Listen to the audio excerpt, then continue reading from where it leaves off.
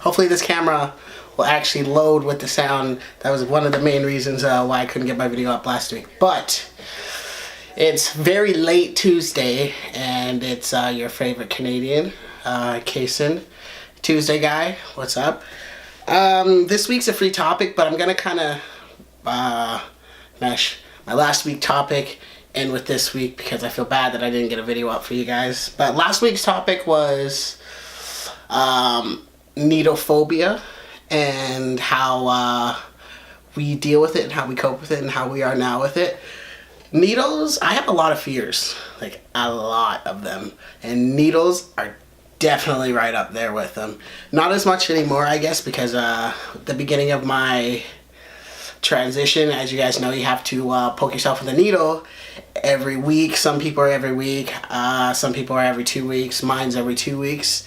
And the first time I had to get a needle, I got my doctor to do it because I was really nervous and did not feel at all that I wanted to poke myself in the butt with a needle.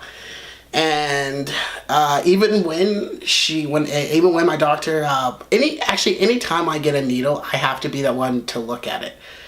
Every time I get a needle in my arm, it's weird. I don't know why I do it. I mean, everybody's different. They could be the same as me, but I have to be that one to look at the needle as it's going in, whether it's me getting a needle in my butt or, since majority of the time I do get a needle, it's in the arm. So like they always tell me to look away or close my eyes or whatever, but I'll start to close my eyes in the beginning, but the second like I know it's going in, like last minute I have to look. It's weird, I guess. It's not even a satisfaction, I guess it's just knowing that it's in my arm and like it's almost like the whole situation's almost done with. But it's pretty funny because even after the first time I got my needle done by my doctor, I started doing them myself. And for the first year, yeah, I was giving myself a needle every 2 weeks, and I kind of hesitate every time it comes to the day that I'm supposed to poke myself in with a needle. I always hesitate throughout the day. I'll psych myself, as Trey said in like one of his videos.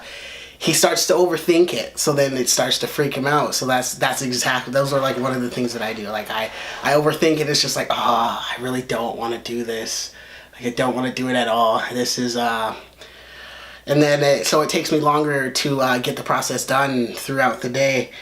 And I still, honestly, at the end of the day, I still hate needles. Like I don't know how anybody actually enjoys needles.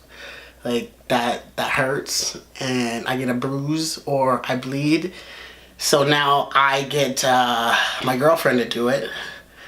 To poke me in the butt with a needle, because honestly, and even when she does it, like I still like kind of like have to like count in my head and like ready myself in my head, but I don't look at it because it's kind of hard to like turn around and look.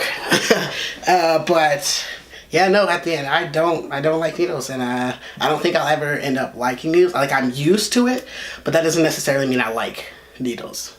It's not much of a phobia anymore. I just don't like it. So for those of you who enjoy needles and are okay with it, y'all crazy, because I no, definitely not one of those people. As for this week's topic, it's just a free topic, and today, my free topic actually landed on a pretty important day for me today. I went, for those of you who are like just tuning into the page or tuning into our Brotherhood channel on YouTube, I took a break from Brotherhood for a while, for like a month or two, I think. And when I came back, I had made a short video saying that I was battling with a drug addiction. And I had currently moved out of the place I was living at, which was Edmonton, Alberta, in Canada, obviously. And I had moved to Regina, also in Canada, for those of you who don't know, but it's Saskatchewan. And my sister lives out here, and I kind of went through, I ended up in the hospital because I was having a really bad withdrawal from the drug per se that I was using, and my sister and a lot of people out here offered for me to stay out here and to get help. And originally I was going to go to like a rehab type of place. But honestly, how I feel about that whole situation, like I'm not gonna go there anymore because like I've been here for like nearly 4 months, almost 3 months. I don't know. It feels like a long time since I came here, but that time zone of where I think you need to be checked into a rehab, like it's like the first 30 days, and I've already like went past that. I'm on my 60 days clean now. And there's just like a lot of things that they keep saying like I needed to get done. Like first they said I had to get a referral from a doctor, which I did. And then apparently that wasn't enough, that I have to go and see a drug counselor and get a referral from them. But they didn't tell me until I called them about a week ago. And plus the wait is like 8 weeks in general. So I don't know. I personally think I'd get this. I get the same information for going to meetings, which is very true, which I got a lot of information today. So yeah, today I went to my first meeting and I got that. It says just for today, and it's an NA. It's Narcotics Anonymous. There's a bunch of different meetings you can go to. There's AA, which is like the main one for alcoholic addiction, and then there's Narcotics Anonymous, which is NA, and that's the one that I go to. And it was before I even had to walk through those doors. Like it was a very hard thing for me to do, and that's the first step of any kind of recovery, is admitting that you are an addict. And walking through those doors, that's me admitting to myself that I am an addict. Like you can say it over in your head, but until you're actually at one of those meetings, it doesn't really hit you. And it hit me a lot today, actually. Like even my girlfriend picking me up after, I was like processing everything in my head, because like the age range from like I swear there was at least like nearly 30 people that went to this meeting today. And I swear I think all of them have been going to that exact same group. And because they all knew each other, and that kind of made it a little bit more uncomfortable, because there was 2 new guys, which was me and another guy. And everybody else knew each other. So like I went in there blind, like I don't know anybody. And, but they did very well to make me feel very comfortable and more welcoming, and like made it so like I am comfortable going back again and to continue to go back. And just hearing the stories that people are going through, there's some that are way worse than mine, but that doesn't make my issue any less than theirs, as what they were saying, because everybody's got different stories.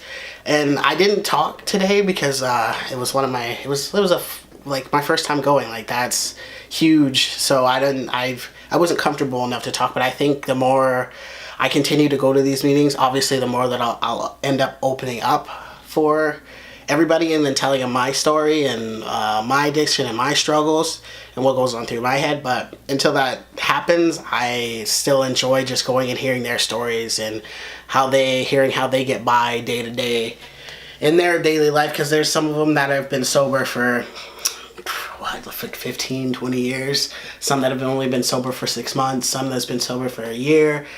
And I don't know, it was, at the end of the day, it was pretty cool. It was awesome that I got to experience that, and I'm excited to experience more of that situation and to hear everybody else talk, and hopefully figure out ways that I can cope with my addiction and how I can get by day to day, and how I can deal with being put in situations where maybe that drug is gonna resurface into my life, and how I can say no or remove myself from that situation. They also gave me a card, like a pamphlet, and a bunch of people signed their name and put their numbers down. And it's kind of a thing where if I have days where I struggle like that, then I can pick someone out of that list and call them and talk to them, and they can help me. Even they were saying like I can even just call them and be like, hey, like, is this a good idea for something? And like it could be like a short 2-minute conversation, and that'll be it. Like it's kind of like, and then once I get more comfortable, I guess I could pick someone to be like to sponsor me, to help me on a day-to-day basis, where if I just need to talk, or I need them to help me out with a certain situation, or they want to just come out and hang out for a little bit, it's really cool that you can receive that kind of help without having to actually go to a rehab center and have those first 30 days where you need to get sober. And that was a huge thing why I didn't go to mine, because I took those 30 days, I guess, being with my sister and meeting my girlfriend and just like having time to just think and sit back and like kind of not have to worry about like the day-to-day lives. And like I did that first 30 days to get sober. Like it's out of my system. It's been out of my system for about like it's been more than 60 days. I know that. I'm just not sure on how many days, but I know I'm past my 60-day mark. Not by much, but it's a little bit past it. And yeah, I'm extremely proud of myself. I have this chip that says just for today. I'm going to be going back tomorrow, and because today they were asking people how long you've been sober for, and me being the shy one today, which is weird because I'm usually not shy, but in that kind of situation, it's different. I did not go up and go grab my 60-day chip, so I will grab that, and in my video next week, I will definitely be showing you guys that 60-day chip, because that is huge. And that's a huge accomplishment. And then I'm going to be getting my 90-day chip, and then like my half my year, and then it's just going to go on. And I'm excited to continue to stay sober and continue to fight what they call it. It is like what they use the word disease a lot. And honestly, to me, I don't really like that word, but I mean, they call it like they see it. They know it better than I do. So I'm just gonna continue to fight every day and enjoy my life while I'm at it. I apologize that this video was going up really, really late, but I hope you guys enjoyed. And I just want everyone to know that if you are battling with an addiction, don't be scared to go reach out to someone, go sit in a meeting. Just take that first step and walk through the door, because it'll be the best thing of your life. But hope everybody had a good day. I know I did. And I hope everybody had a good night who's ever in bed already, because I know this video is going to be up late. And yeah, I'll see you guys next week.